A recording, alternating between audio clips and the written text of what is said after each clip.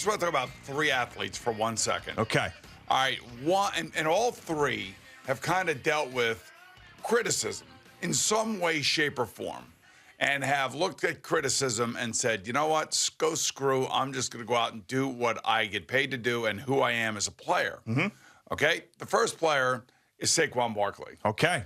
So Saquon Barkley came into this year, had a lot to prove, playing on, for a contract. Whether he stays here, whether he ends up getting traded, you and I were talking about that. I don't think they'll trade him now, simply just because of their record and because they want to win. Every coaching staff, every building, every owner wants to win, no matter whether it's a rebuilding situation or not. And maybe it's just the personality of Brian Daboll that has brought out the best in everybody, but he's also run into a team where there are a lot of players that still have a lot to prove, and sure. Saquon happens to be one of them.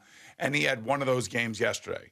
That touchdown run where he dives over the pile, that is Saquon Barkley. Right, in and then dealing with the shoulder injury as well. You could tell it was bothering him. He runs off the field, his arm's hanging down. I'm thinking, wow, maybe he's done for the day. Nope, boom, right back in the game, contributing. He does not want to come out. Nope. And he doesn't want to come out because he doesn't want another injury. He doesn't want to be, us talking about injuries, people writing about injuries, people talking about how soft he is. None of that. He's playing at a level that, Dave Gettleman, if this kid could have played at this level over the last 5 years, maybe he would be on his way to the Hall of Fame. You know what I mean? So he's played to that level. The second guy is Quinnen Williams. Now, I'm thinking about 3 weeks ago, everybody was asking Keith Holbrook, their defense coordinator, why Quinnen Williams wasn't on the field in the fourth quarter. And it was about, either weighing too much or not being in shape, whatever. Well, what he said was he was gasping for air on the sidelines. Right. That was his answer, yeah. So whatever it was that he said and how we took it and how then everybody just completely, takes it and dissects it and, really puts the kid in a very tough spot. I don't know if that was motivation at that time for Quinnen or whatever, but the Quinnen that we see and what we've seen the last couple weeks is the guy that when they drafted him, they thought he was going to be like that dominant, and I'm not saying he's Aaron Donald yet, but the way that he played yesterday and the amount of influence that he has on their defense and how he just absolutely destroyed the offensive line of the Green Bay Packers, that's all you need to know. So this young man has already gone through the criticism car wash and now has come out on the other side, and his teammates are all over him about how great he is and how happy they are for him. And Sheldon Rankins actually compared him to Cameron Jordan, who's a damn good defensive tackle down there in New Orleans. So, that is great. And then finally comes Garrett Cole. And Garrett Cole was a guy that, everybody said he had to be an ace. He had to be an ace. He had to go out there and, everybody puts, expectations on the people. Contract did, certainly. Well, sure. Yeah. And his actions when he was in the bullpen for the Astros in Game 7 against the Nationals and he didn't get in. Yeah, and he put on Scott Boris's hat and took off his Astros hat. Right. So there are expectations for Garrett, too. So, those are just three of the athletes that, if you ask me, just watching the games yesterday, really stood out to me for obvious reasons. And I think they probably stood out to their fans for obvious reasons. But it's great to know that, if you are a guy that is going to go under the criticism spotlight, like these three guys have had, you can come out of it and you can be playing some of the best, I guess for a running back, some of the best games you've ever had. For a pitcher, one of the biggest games you've ever had, and you come through. And then, of course, for Quinnen Williams, just basically destroying the Packers' offensive line. Yeah, and the last time we saw Garrett Cole in the playoffs prior to this year was that game and at Fenway. It was just brutal. The wild card play-in game, he was just absolutely awful against the Red Sox. And then you see him this year, and then both wins that the Yankees have in the postseason against the Guardians were on the back of Garrett Cole and phenomenal pitching. And he was just great last night, blowing guys away, just looked like the ace that the Yankees went out and got. But, you still have one more win to go here. It's very, very frustrating what happened to you on Saturday night. You should never have lost that game. Aaron Boone was on the hot seat for not using Clay Holmes. That was a weird one. We should be sitting here with Garrett Cole having put the Guardians away. We have not. So now we have to see Jameson Taillon in potentially a bullpen game in Game 5 to move on to the ALCS. But as far as Cole goes, you can't ask for anything more from him. I mean, my Lord, he was just spectacular last night. Somebody made a trade for Harrison Bader. I'm trying to figure out who that guy was. Yeah, well, right? It's funny. And somebody made a trade for him, and the local kid has come up huge. I mean, he's come up huge, and he's been playing. Even though I think they gave him an error last night on that one hit, but the home runs, the defense, the attitude. It's kind of like the Sauce Gardner thing. Nobody's saying that Sauce Gardner is Darrelle Revis just yet. Nobody is saying that, but he's got like this combination of Darrelle Revis, who's a really good player and he's got great football instincts, and then he's got a little Deion Sanders in him. To pick up a cheesehead and put it on your head, in Lambeau Field in an opposing uniform. As a rookie. I kind of like it. I kind of do like it. I obviously loved it. Yeah. I've hated the Packers my entire life, so I was laughing my ass off. And Alan Lazard went over and smacked it off his head, by the way. No big deal, though. Yeah. It wasn't a fight or anything. No. And, I don't know where he got that from. I don't know if somebody threw it out on the field. I don't know if it was somebody that was related to him that was at the game that gave it to him after the game. But that tells you all you need to know about who the Jets rookies are. Oh yeah, I mean, like they think they belong. It's like there's no adaptation or rookie kind of like I got to figure it all out. I'm going to be overwhelmed. I mean, between him and Breece Hall again and yesterday. Wilson, yeah, well. Yeah. And I don't even want. There's no reason to even be negative at all about anything. No. But if there's one improvement where the Jets have got to improve significantly, that's going to be their passing game. Sure, absolutely. And you didn't see much of that yesterday, but still, to go in there and to win convincingly. And for the defense, as bad as it was last year. I mean, one of the worst games I've ever seen defensively in my life was last year at Indianapolis, where Mike White ended up getting hurt, and they just got steamrolled, and it was just embarrassing for Rob Saleh being a defensive guy, and you're thinking this is the worst defense in football.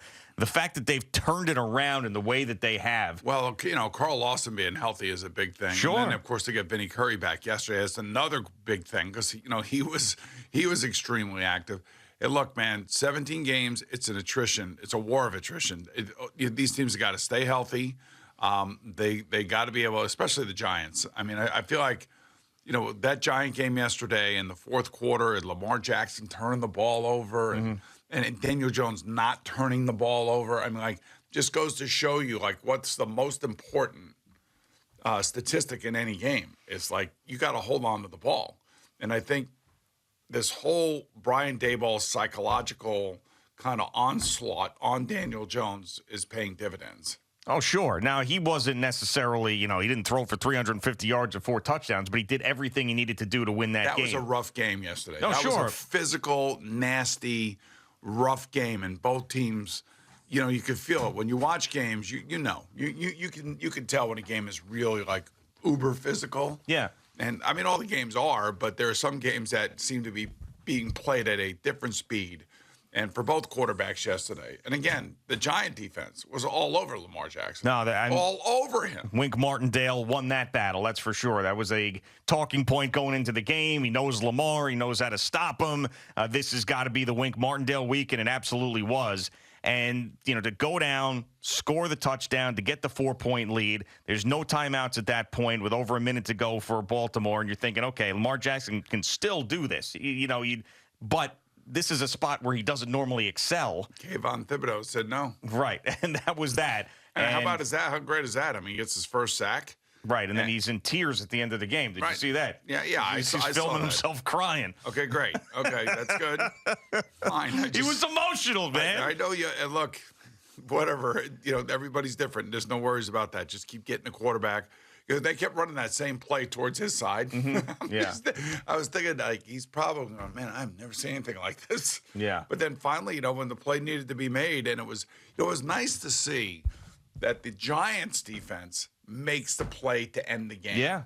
That it wasn't the opposing defense that's stripping the ball away from Daniel Jones to win the game. Yeah.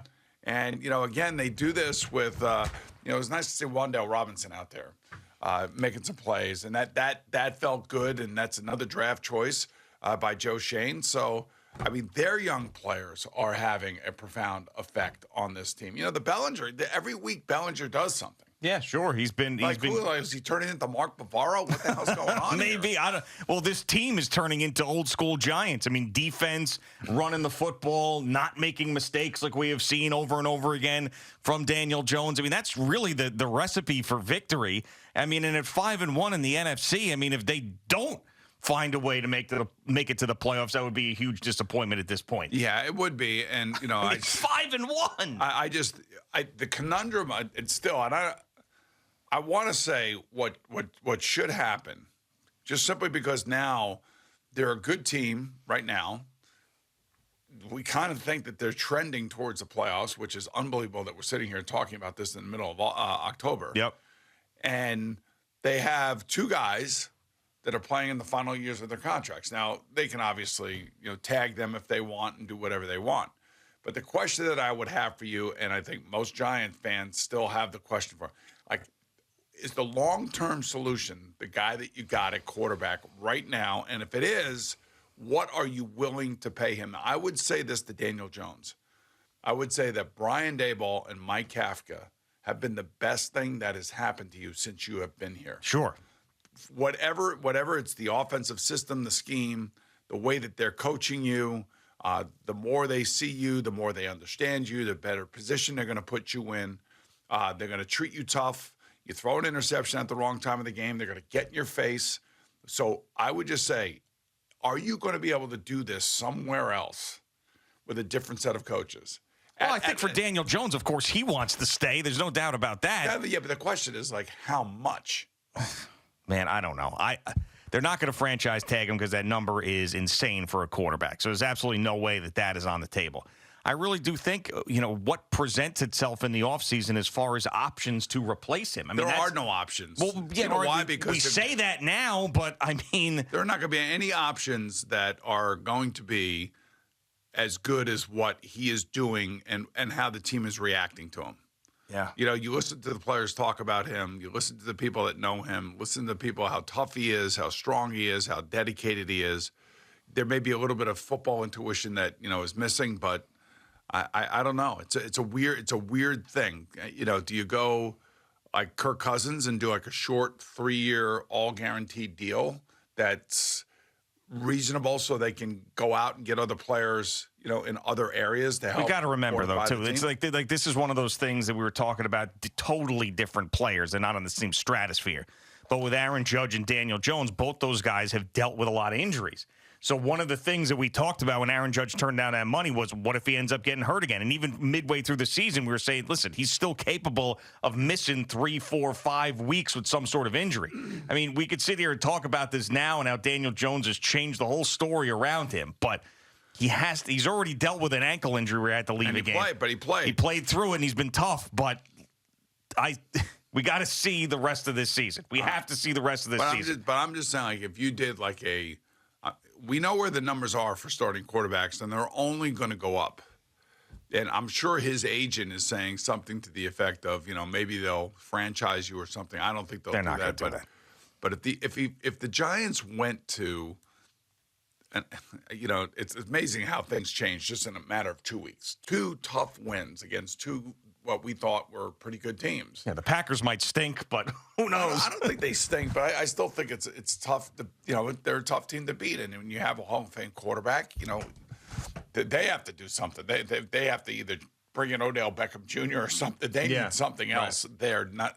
It's just not good enough with what they have. But to go back to Daniel Jones, I mean, would you go 3 years like $90 million guaranteed, all guaranteed, and say 3 years, $90 million?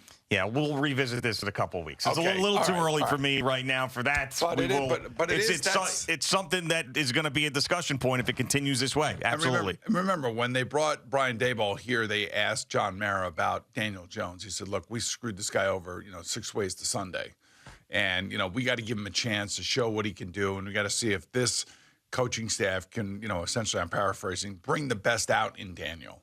And I would say that after initial bad interception in Tennessee, they've brought the best out in Daniel. Thank you for watching. Please like, comment, and subscribe. And don't forget to hit the red bell so you're notified when we have new content.